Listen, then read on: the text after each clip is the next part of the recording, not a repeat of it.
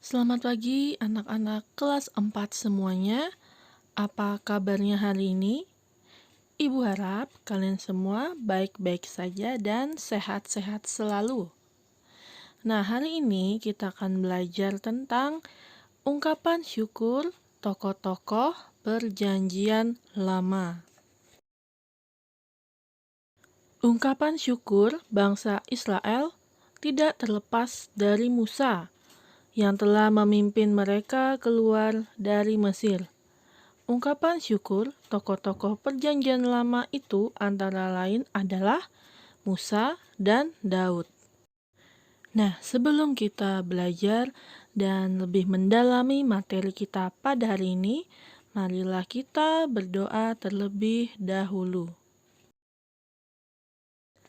Sikap berdoa yang baik. Marilah kita berdoa dalam nama Bapa dan Putra dan Roh Kudus. Amin. Allah Bapa yang baik, ajarilah kami untuk mampu bersyukur, mensyukuri kebaikan-Mu karena telah menciptakan kami. Bersyukur karena Engkau mengasihani kami, bersyukur karena Engkau selalu menyertai kami. Ajarilah kami untuk mampu mewujudkan syukur kami dengan mengasihi orang tua, guru, dan semua orang, sebagaimana Engkau mengasihani kami. Amin. Dalam nama Bapa dan Putra dan Roh Kudus. Amin. Nah, anak-anak, Ibu mengajak kalian untuk membaca bacaan kitab suci dari Perjanjian Lama dari kitab Keluaran bab 12 ayat 1 sampai 12. Ada di buku paket halaman 214 sampai 215. Silahkan dibaca terlebih dahulu. Nah, setelah anak-anak tadi sudah membaca dari kitab Keluaran, Ibu akan memberikan peneguhan. Nah, firman Tuhan kepada Musa dan Harun di tanah Mesir, bahwa bulan ini akan menjadi permulaan segala bulan bagimu. Itu akan menjadi bulan pertama bagimu tiap-tiap tahun.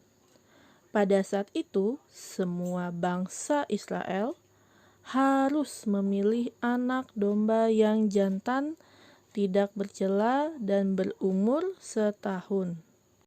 Domba itu harus dikurung sampai hari ke-14, dan pada waktu senja, domba itu harus disembelih, dan darahnya dibubuhkan pada kedua tiang pintu pada ambang atas rumah-rumah orang Israel yang memakan dagingnya. Bagi umat Israel yang melaksanakan perintah Musa dan Harun sesuai dengan firman Allah akan memperoleh keselamatan.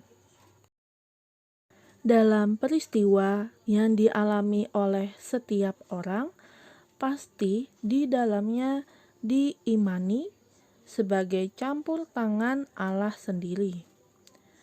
Hal ini bisa kita lihat sejak dahulu, seperti dari pengalaman bangsa Israel. Bangsa Israel mengimani bahwa keselamatan yang mereka alami berkat campur tangan Allah. Pengalaman pembebasan dari perbudakan Mesir yang disebut perayaan Paskah menjadi titik tolak ungkapan syukur bangsa Israel.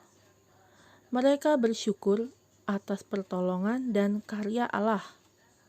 Mereka mengalami pembebasan dan tinggal menetap di suatu wilayah dan menjadi suatu bangsa.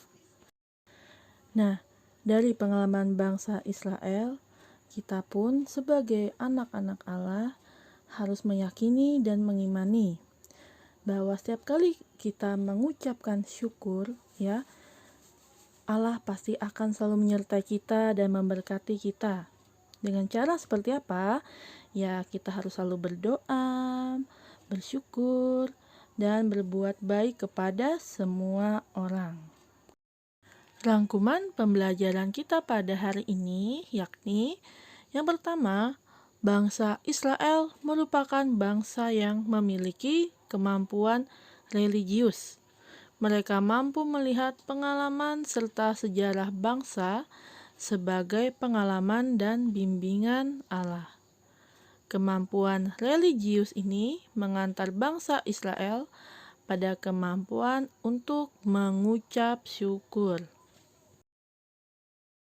Ungkapan syukur bangsa Israel tidak lepas dari peran Musa yang telah memimpin mereka keluar dari Mesir.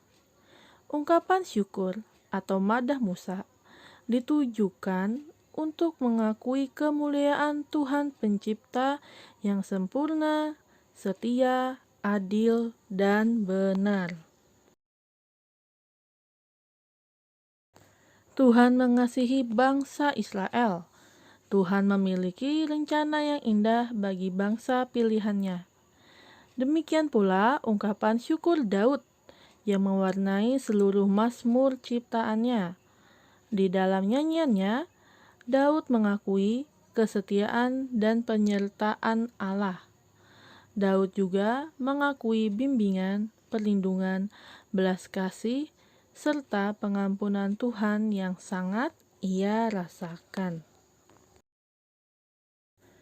Bangsa Israel adalah bangsa yang memiliki kemampuan religius, sehingga mampu melihat pengalaman pembebasan bangsanya sebagai karya Allah. Nah, anak-anak, mari kita tutup pelajaran hari ini dengan berdoa. Kita akan berdoa kemuliaan. Sikap berdoa yang baik, dalam nama Bapa dan Putra dan Roh Kudus, amin. Kemuliaan kepada Bapa dan Putra dan Roh Kudus, seperti pada permulaan, sekarang, selalu, dan sepanjang segala abad. Amin. Dalam nama Bapa dan Putra dan Roh Kudus, amin.